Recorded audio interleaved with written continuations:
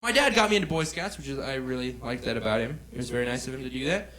He was always very pragmatic, and that means practical problem solving, that kind of thing. One time, offhandedly, I was in college, and I said, he's like, "What are you going to do this weekend?" Yes, because I call my parents when I'm in college, because I'm a good kid, right? I like open lines of communication. Said offhandedly, I'm probably going to go to the thrift store and get some shirts or something. The next day, my dad had overnighted me 5 red polo shirts with giant pockets on them, which technically did solve the problem of not having enough shirts, but I didn't wear them. He also got me this wacky thing. You guys know toe socks? Have you guys heard of flip-flop socks? With it's just sock mittens, kind of? Like the one big toe and the little toes thing? He got me those, and I was like, I'm not a pro. I said, yeah, I wear these all the time, right? Every day. And then I didn't wear them. I just put them in my bag, and I went to college. And I was and I ran out of laundry, okay? I ran out of all my clean laundry, and I had to wear these socks. And that particular day was lifeguard training day at the lifeguarding at the pool where I worked. And I took my shoes off, and the lifeguard, the guy who ran the pool, looked at the socks and went, "What kind of socks are those? Everybody, check out Rollie's socks. What's up, socks?" So for weeks, he called me Socks. That's not my name, all right? My name is Rollie, sometimes R-Train, but it is not Socks, okay? This pool, by the way, I went to Puget Sound University of, thank you, all right? Has anyone ever been to the pool there?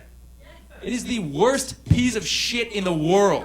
The pool was built in 1917, right around the time that America was getting involved in World War I, all right? So I'm sure back then it was, very dandy. But right now the pool is horrible. There was mold on every tile. All of the little pool covers were yellowed with chlorine bleach over time. It had a 40-foot vaulted ceiling, giant vaulted ceiling, and every wooden support was rotten at the bottom. So one day everyone was going to die, for sure.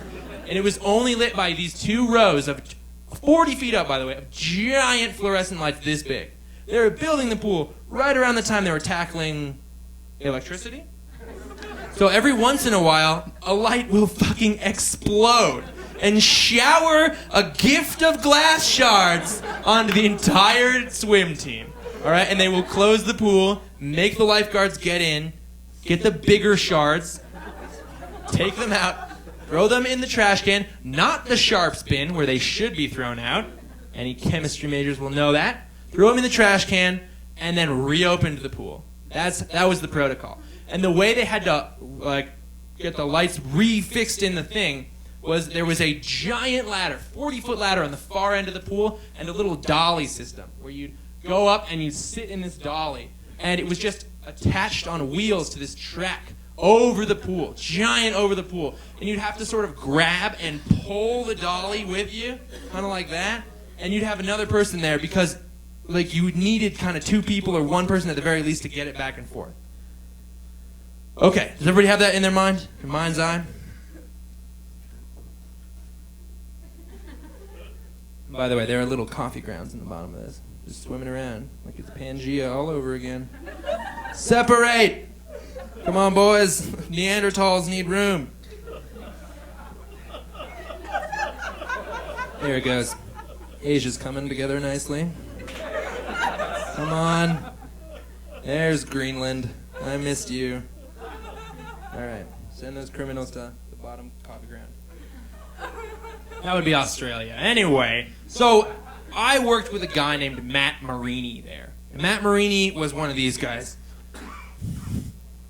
Ugh! Just want to live, And we closed the Wednesday shift, and he would always be like, "God, why can't we leave early? There's no one here. Why can't they just pay us for 2 hours and let us leave after 1?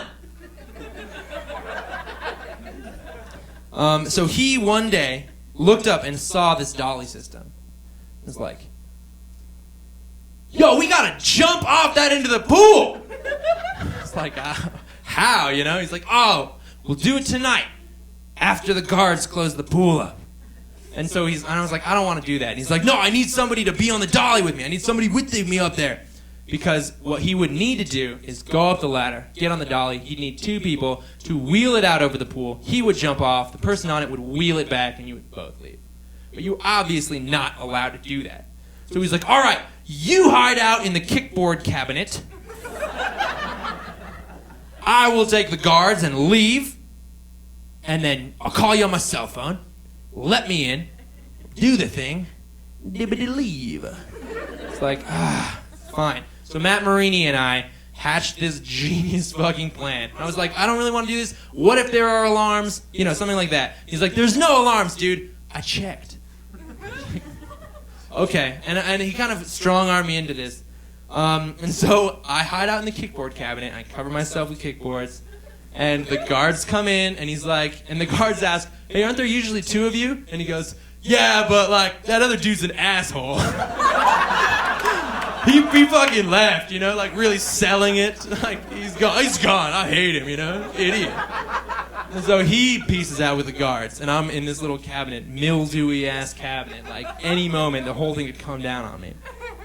Then I get a little cell phone. Matt Marini's calling. Yo, let me in. So I go, open one of the sets of double doors, 2 sets of double doors. Open one of the sets of double doors. He's there. Comes in. We have our swim trunks on under our pantaloons. So we get into our swim trunks, climb up this rickety-ass ladder, and every rung I'm like, this is stupid. Why are we doing this? Get up onto the dolly, and we're wheeling it out. There's about 20 feet of concrete of deck before the pool. We wheel it out, and at 10 feet, it jams. So we are in the pitch black, 40 feet above a concrete pool deck, 10 feet away from the ladder, 10 feet away from the pool. He's like, oh, what'd you do? I didn't want to do this in the first place. So he's like, we gotta jump. I didn't want to, but obviously we did have to. Eventually we were going to have to. So I was trying to psych myself up, like, all right, you gotta jump. It's only 10 feet, you can clear it, it'll be fine. And at the moment I'm almost psyched up to do it, the double doors open up and a security guard rolls in with a flashlight. And he's like, not like a 1930s, see, what's going on? No, like a real security guard. He's looking around. Of course he doesn't look 40 feet up where we are, cowering at the top of this busted-ass dolly. So we're like, shit. And he walks all the way around the pool, and then he leaves out one of the other doors to go to the main building to check for who would be in this pool building. Idiots, only them. And so I'm like, we have to jump now. Like, we have to go now because he's going to catch us eventually. Like, fuck the dolly. It's just out 10 feet. They'll have to get a lasso, a cowboy, and get him to pull it back in. I don't care. I don't want to get caught in here because this is all Matt Marini's fault. So we both jump at the same time. Like, fools! And as we jump, our backward momentum causes it to rock, and we don't clear by as much as we thought we were going to. I'm clearly okay. I'm not broken. So we land in the pool. Instead of clearing it by like 10 feet, we cleared it by like 2 feet. So right away I'm like, well, I'm almost dead. Well, I don't care anymore. Life is meaningless. We're all experiencing consciousness, experiencing itself subjectively, right? I'm in the pool. Yes, I peed in the pool, all right? Because I always do that. I'm not going to go to the bathroom. So we get out of the pool. I get my stuff together. Not even going to bother with the extremity clothing. Put my hooded sweatshirt up. Not the same one from the park where I saw the threesome. Different one. I don't even throw my pants on. I have my shirt, pants, and socks.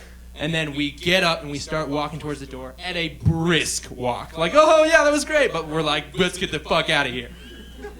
As we get to the one set of double doors, we open it, and the other set opens as well. And it's another security guard. We get one look at his face, and Matt goes, run!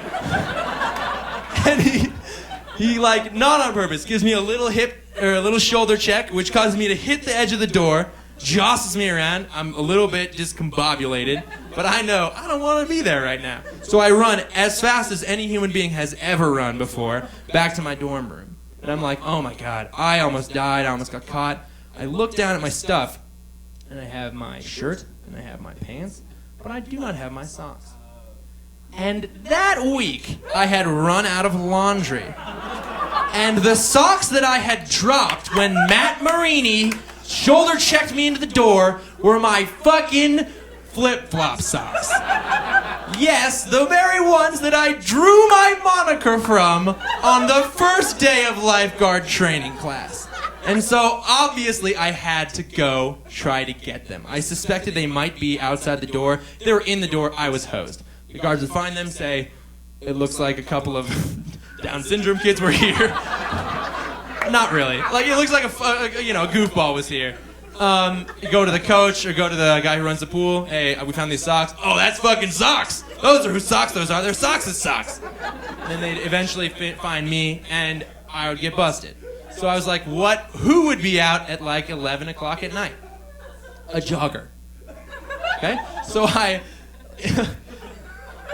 get myself dressed up in the most stereotypical jogger's outfit. A green jogger track jacket, pants, or like short shorts, ankle weights, a water bottle strapped to my arm, my iPod. I got a white shirt, and with my friend Nick Dietrich's markers, I wrote "I heart jogging" on it. I was selling this, all right? I was not gonna get caught. Like, oh, what do you mean I don't fucking love jogging? Look at this shirt, all right? I'm a jogger. I'm an enthusiast. So I run the long way around, and then as I approach the pool, every light is on. There are 4 campus security cars there and 2 police cars there. And so I kind of do my oh, look at me, I've been jogging for years in a row. And then I spy my socks at the front foot of the door, threshold of the door, but the double doors are open and propped. So I'm running, and I'm oh, foolish me, I run right by it, have to tie my shoe, reach down, grab the socks, put them in my pocket, take 1 step away, and then hear, hey, stop! So I turn around very slowly, and it is a security guard. Not the security guard who saw my face like this, and then me run. A different security guard. Sorry. And he says, hey. And I say, I'm just jogging. You know, like a jogger would say. And he says, okay, hey, did you see 2 kids around here? And I said, I'm just one kid jogging. And I'm in my mind, I'm like, yo, be cool about this, because if he pulls you in there, the other guy's going to see you and know who it is. And he's like, all right.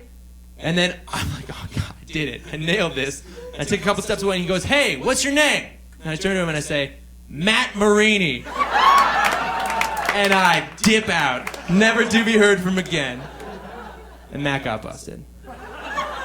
It was his fault.